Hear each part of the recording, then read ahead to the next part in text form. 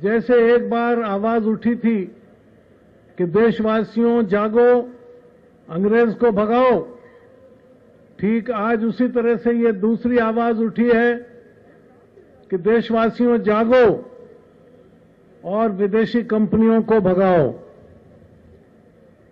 आजादी की लड़ाई इसीलिए लड़ी गई थी कि हमारे देश में हमारी राजनीतिक और आर्थिक सारी स्वतंत्रता पर विदेशियों का कब्जा था और उस कब्जे की शुरुआत भी एक विदेशी कंपनी ईस्ट इंडिया कंपनी के इस देश में आने के बाद हुई।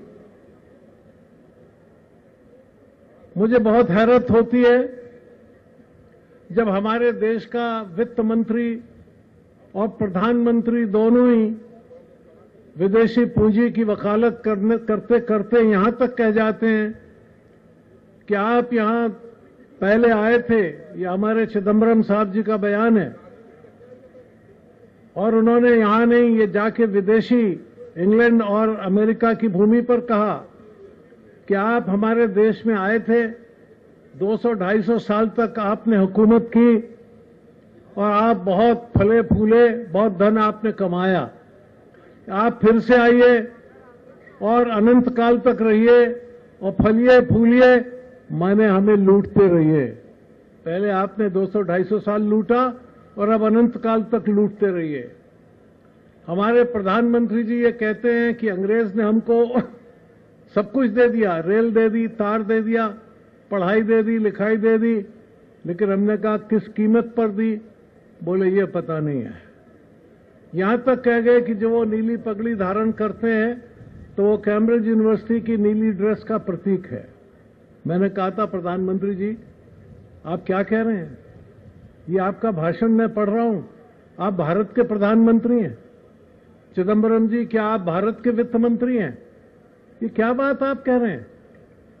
मैं बहुत साफ साफ कहना चाहता हूं कि हिंदुस्तान को अपनी तरक्की के लिए, अपने देश के लोगों को एक सफल और सुखी जीवन देने के लिए किसी विदेशी पूंजी की जरूरत नहीं, किसी विदेशी हाकिम की जरूरत नहीं, किसी विदेशी नीति की जरूरत नहीं। हिंदुस्तान को आप लोग बनाएंगे, अपनी मेहनत से बनाएंगे, अपने द्वारा अर्जित संपत्ति से बनाएंगे। भारत को भारत का किसान बनाएगा, भारत का छोटा व्यापारी बनाएगा, भारत का मजदूर बनाएगा, भारत का नौजवान बनाएगा। क्या बात ये करते हैं? आज से कुछ 100 साल पहले हमारे देश के बहुत से लोगों को मजदूर बनाकर ले जाया गया था। आज मॉरिशस उन्होंने बना के खड़ा कर दिया, टोबैगो ट्रिनिडाड में ले जाकर खड़ा कर दिया, श्रीलंका में सैकड़ों लोग हमारे यहां से गए थे मजदूर बनाकर, श्रीलंका को खड़ा कर दिया। क्या बात ये करते हैं? आज अमेरिका से अगर सारे हिंदुस्तानी वापस आ जाएं, अमेरिका का भट्टा बैठ जाएगा। अमेरिका की आबादी है 30 करोड़, वहां काम करने वाले हिंदुस्तानी हैं 30 लाख, हिंदुस्तानी और आसपास के हमारे पाकिस्तान वाले भी शामिल हैं उसमें। मैंने उनसे कहा कि भाइयों, अमेरिका वासियों, आपकी आबादी 30 करोड़ और आपको बाहर से इंतजाम करने वाले चाहिए 30 लाख।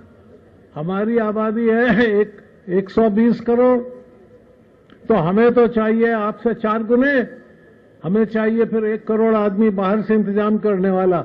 हमारे यहां तो एक भी नहीं है, हम तो सारा इंतजाम खुद कर रहे हैं। और इतना ही नहीं, आपके यहां तो 30 करोड़ में ज्यादातर धनी है और हमारे यहां 120 करोड़ में ज्यादातर गरीब है। हमारे देश का आदमी, हमारे देश का प्रबंध करने वाला, हमारे देश का व्यापारी और किसान कितने लोगों को खाना खिला रहा है, कितने लोगों तक सामान पहुंचा रहा है, कितने लोगों को रोजगार दे रहा है। जब ये एफडीआई का सवाल उठा तो हमने पूछा क्यों लाने की जरूरत है? बोले कि अगर एफडीआई आएगी तो नौकरियां लाएगी, किसान को फायदा पहुंचाएगी, छोटे उद्यमियों के लिए स्वर्ग के द्वार खोल देगी और व्यापारियों को बहुत अच्छा और सस्ता माल देगी, उपभोक्ताओं को भी बहुत सस्ता माल मिलेगा। हमने कहा कैसे मिलेगा, हमें बताइए। नौकरियां कैसे मिलेंगी?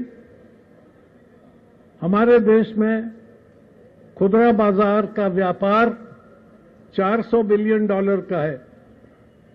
वॉलमार्ट का भी बाजार $400 बिलियन का है। हमारे यहां खुदरा बाजार में 5 करोड़ आदमी लगे हुए हैं। वॉलमार्ट में खुदरा बाजार में 25 लाख आदमी लगे हुए हैं। वो 400 बिलियन में 25 लाख आदमियों को नौकरी देता है। हम 400 बिलियन में 5 करोड़ लोगों का भरण पोषण करते हैं। उन्होंने कहा 1 करोड़ नौकरियां आएंगी, आनंद शर्मा जी ने संसद में कहा। मैंने कहा इसका मतलब है उन्हें 1600 अरब डॉलर यहां लगाने पड़ेंगे। कहां से आएगा उनके पास इतना पैसा? अमेरिका बैठा हुआ है, यूरोप बैठा हुआ है, तबाही हो रही है वहां। यूरोप यूनियन टूटने के कगार पर आ रहा है। जर्मनी कहता है मैं इस यूनान के लिए पैसा क्यों दूं? फ्रांस कहता है मैं इटली के लिए पैसा क्यों दूं? इंग्लैंड कहता है मैं अपनी करेंसी को आपके साथ क्यों शामिल करूं? क्यों? आप तो बहुत दुनिया भर को समझाते थे कि दुनिया एक बाजार बन गई है, सब मिलकर काम करो। कहां गया आपका ये मेल मिलाप? आप हमें लूटना चाहते हैं बस, लेकिन अपने पड़ोस में अगर आपको इतनी हमारे साथ हमारे यहां नौकरी पहुंचाने की हमदर्दी है तो यूनान में पहुंचाइए ना। किसने रोका है आपको? आपका ही है, यूरोपियन यूनियन है, आपके परिवार का सदस्य है। कहते नहीं तुम उसके लिए नहीं है, हम हिंदुस्तान आएंगे। भाई क्यों आपको हिंदुस्तान से इतना प्रेम है? बोले यहां बड़ा भारी बाजार है, उसको लूटने की सुविधा है। यूनान तो बहुत छोटा है, दिल्ली के बराबर भी जनसंख्या नहीं है, वहां क्या मिलेगा? यहां मिलेगा। तो क्या हम आपको हिंदुस्तान को लूटने की इजाजत दें? मैं आपसे पूछना चाहता हूं, क्या विदेशी कंपनी को हिंदुस्तान को लूटने की इजाजत देनी चाहिए? ये सरकार देना चाहती है। ये सरकार हिंदुस्तान को लूटने देने के लिए सारे रास्ते खोल रही है। हम इसके खिलाफ। हमने कहा नौकरी तो नहीं मिलेगी। बोले सामान सस्ता मिलेगा। कैसे मिलेगा? अरे ये इसका नियम है, सारी दुनिया भर से खरीदेगा और आपके यहां बेचेगा, तो सारे यहां से सस्ता लाएगा और आपको भी देगा। ऐसी एक मीटिंग मेरे बनारस में हो रही थी। मीटिंग के सभापति वो मल्टीनेशनल्स को सामान देते थे, खड़े हो गए। कह ले आप रुक जाइए मैं बोलता हूं। हमने कहा बोलिए। कह ले मैं कपड़ों का काम करता हूं, जो यूनिट एक बनाता हूं उसका दाम आता है $4.90। उसमें मेरा सब कुछ है, मेरा मुनाफा भी है, मेरे खर्चे भी हैं, सब कुछ। और कहने लगे जब मैं उसके पास जाता हूं तो कहता है इस पे ठप्पा लगाओ $49 का, $49। अब आप बताइए कि $4.90 सस्ता है या $49 सस्ता है? बताइए कौन सा सस्ता है? $49 का सामान सस्ता होगा कि $4 का सामान सस्ता होगा? बताइए तो सही। $4 का। वो कहते हैं आपको मिलेगा सस्ता क्योंकि वो तो देगा $49 को। बोले ये मेरे पास देख लीजिए सारे कागजात उसके। और इस $4.90 में 90 सेंट में उन्होंने कहा कि मेरा मुनाफा भी है और खर्चे भी हैं। खर्चे क्या हैं?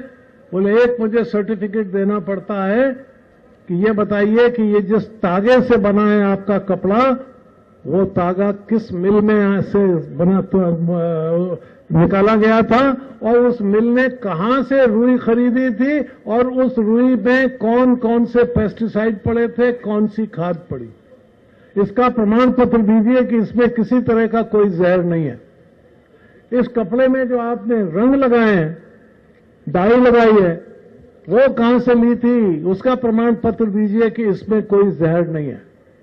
और ये जो आपने उसके बाद इसको एक झोले में रख के दिया है, इसका प्रमाण पत्र दीजिए कि ये झोला ठीक ढंग से सैनिटाइज था, इसमें कोई किसी तरह का बैक्टीरिया नहीं था। और आप जिस टेम्पो में लाए हैं इसे, बराए मेहरबानी अगली बार इसमें मत लाइएगा, ये टेम्पो हमारे सामान के लिए ठीक नहीं है, वैसी दूसरी तरह की गाड़ी में लाइएगा। तो टेम्पो चलाने वाला भी गया, उसके लिए बढ़िया एयर कंडीशन गाड़ी में सामान लाइए, जैसी गाड़ी की वो आपको बताएं उस गाड़ी में सामान लाइए। सरकार ऐलान कर रही थी किसान को सस्ता मिलेगा, ठीक उसी के अगले दिन जालंधर के किसान का बयान आया कि मैं तो लुट गया। क्यों? कहते साहब इसलिए लुट गया कि मैंने एक बड़ी कंपनी भारतीय वॉलमार्ट के साथ एक समझौता किया था कि मैं ये अंगूठे वाला जो छोटा वाला होता है ना, बेबी कॉर्न, अंगूठिया भुट्टा, वो मैं उन्हें सप्लाई करूंगा 8 रुपए किलो की दर से। बोले मैं बड़ा खुश हुआ, 8 रुपए किलो की दर से। और 25 एकड़ में मैंने कॉन्ट्रैक्ट कर लिया बोने का। और बोले जब मैं बेचने के लिए गया तो मेरे पल्ले तो सिर्फ 3 रुपए पड़े, 5 रुपए निकल गए। खर्चे में, ट्रांसपोर्ट में, सर्टिफिकेट में, ग्रेडेशन में सब निकल गए। तो 8 रुपए का कॉन्ट्रैक्ट किया जिस आदमी से, उसको 3 रुपए मिले। ये सस्ता आप खरीदेंगे?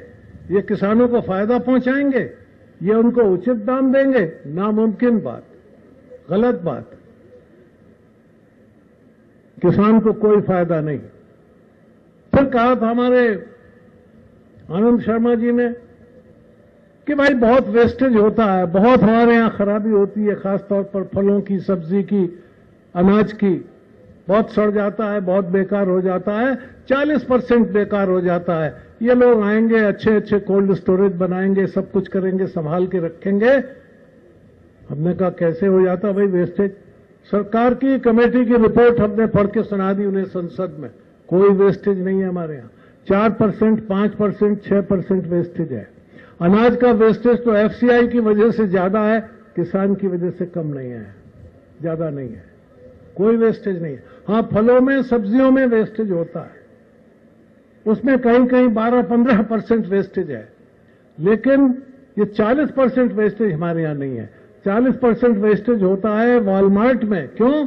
क्योंकि वो कहता है कि जिस डिब्बे में आपका ये सेब रखा जाना है, ये उससे बड़ा है इसलिए वापस, ये उससे छोटा है इसलिए वापस। एक साइज के सेब होंगे तो लेंगे, एक साइज के अंडे होंगे तो लेंगे, एक साइज की नाशपाती होगी तो लेंगे, एक साइज के संतरे होंगे तो लेंगे, एक साइज का टमाटर होगा तो लेंगे, वरना नहीं लेंगे। वो वेस्टेज है, वो कहते हैं ये बेकार है। हमारे यहां तो उसका भी मार्केट है। एक साइज का फल हो तो वो भी चलेगा, कोई छोटा हो कोई बड़ा हो तो वो भी चलेगा, कोई लाल रंग के बजाय थोड़ा सा कम लाल हो जाए तो भी चलेगा, ज्यादा लाल हो जाए तो भी चलेगा। कुछ बड़े शहर में चलेगा तो कुछ छोटे शहर में चलेगा, मगर चल सब जाएगा। हमारे यहां वेस्टेज नहीं है। सस्ता में किसान को, ये तो भूल जाइए बिल्कुल। हमने हिसाब लगवाया सब जगह। एक ही उदाहरण देता हूं।